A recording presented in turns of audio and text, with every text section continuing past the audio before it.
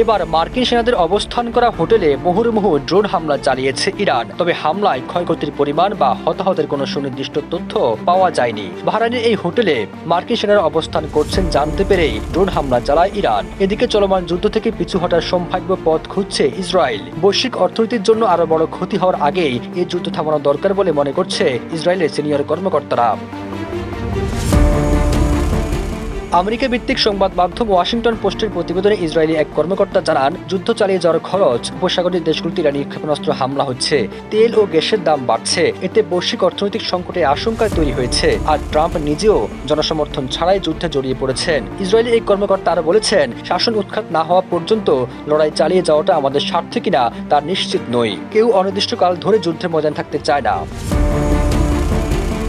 Israeli এই কর্মকর্তার নাম প্রকাশ না করে আরো বলেন, ট্রাম্প বিভিন্ন সময় বিভিন্ন কথা বলেছেন। প্রথমে তিনি ইরান সরকারের নমনীয় সদস্যদের সঙ্গে আলোচনার কথা বলেছিলেন, কিন্তু পরে নিঃশর্ত আত্মসমর্পণ দাবি করেছেন, কারণ তার পছন্দের আলোচনার অংশীদাররা এখন আর বেঁচে নেই। তবে ইসরায়েলের প্রধানমন্ত্রী বেনিয়ামিন নেতানিয়াহু বলেছেন, তিনি মোমেন্ট অফ ট্রুথ পর্যন্ত এগোতে চান।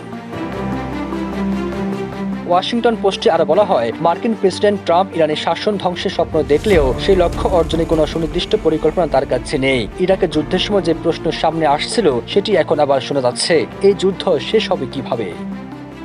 সবুজ আলম, নিউজ ডেস্ক, ইত্তেফাক।